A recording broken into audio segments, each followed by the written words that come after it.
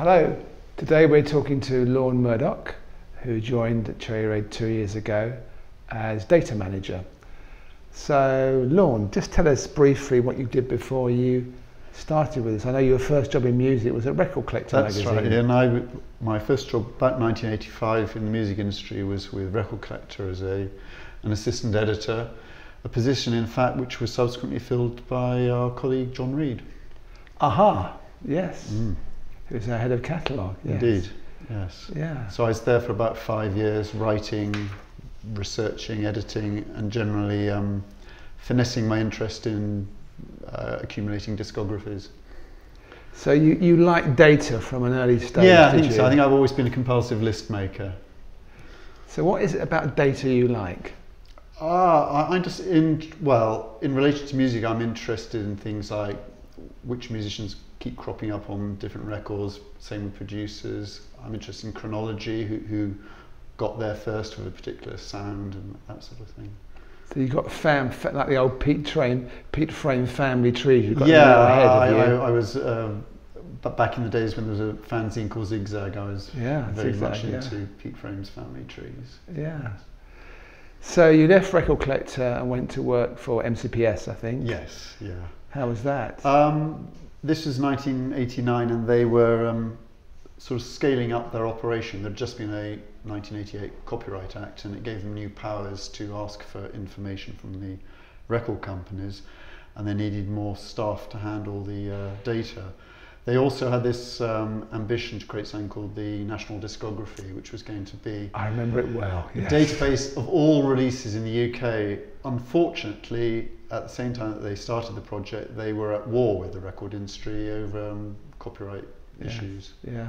So it never really happened, although by the time I left MCPS, they did sell their data to PPL to start the CatCo project. So it was all worthwhile. Yeah.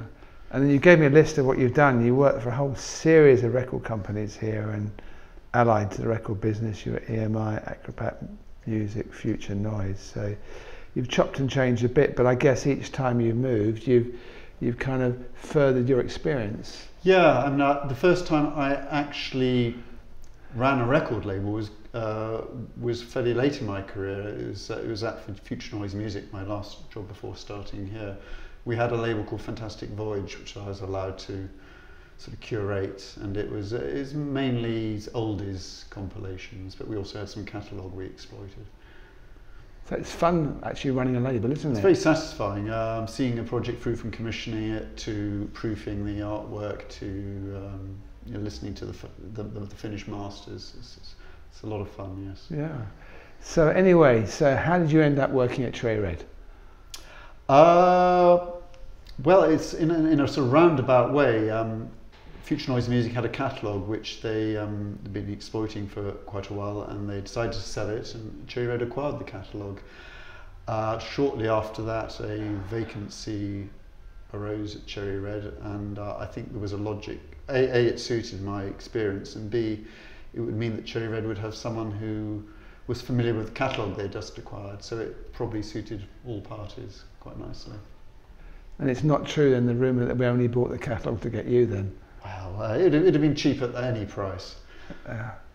So what do you actually do? You get in the office in the morning and you switch on your computer, and you love data. So what is give us a feel of what your daily job is? Well, my priority really is keeping up with all our new releases and telling the various royalty collection societies what we're doing, because we have to tell them in a timely fashion what repertoire we're exploiting, because they collect royalties from us, and if it's MCPS, they're paying them out to songwriters and publishers.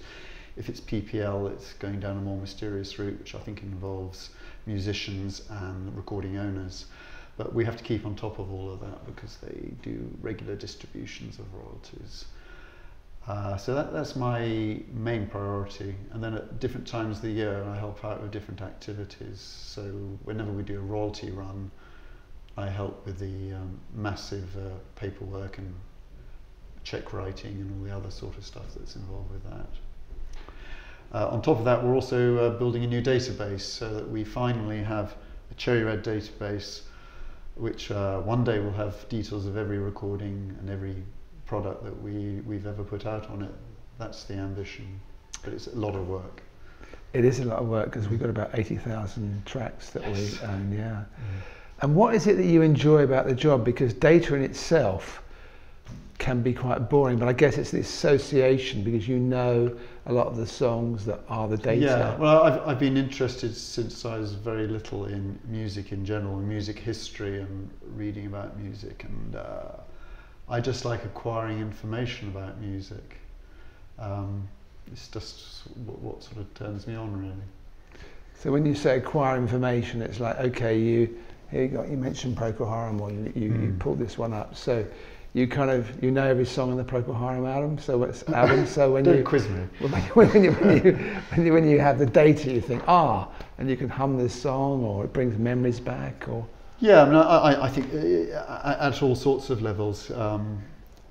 It might just be saying, I didn't realise it was recorded at such and such a studio. I always thought it was recorded in France, and it turned out to be recorded in Germany or whatever it was. It's just interesting stuff like that. And it sticks in your head. A lot of it. I'm very bad at remembering things like numbers, but if any facts to do with music, I tend to remember them. Yes. So you enjoy it all day long, the data business, because it has the association. I think I think it'd be quite a sad job to sit at home and do, but in the company of colleagues, there's always interaction going on, and you end up picking people's brains, or they pick yours about things. So that makes it a very pleasant job. I'm going to ask you an unfair question now. So what's your ambition at Cherry Red? What would be very nice one day is to get to the point where we've got our new database, and we've loaded a lot of significant data into it, and we're on top of all our data issues, and then maybe I can help do compilations, and maybe even have a label of my own. But you want your own label then? Maybe one day, but I know I've got a lot of catching up to do on the data side before I go down that route again. Because Paul next year's got his own label. Indeed, Eddie's got his own label. Yeah, Hot Milk. Yeah, so it's a possibility, isn't it? It is. Okay. All right, Lorne, thanks very much. Thank you, Ian.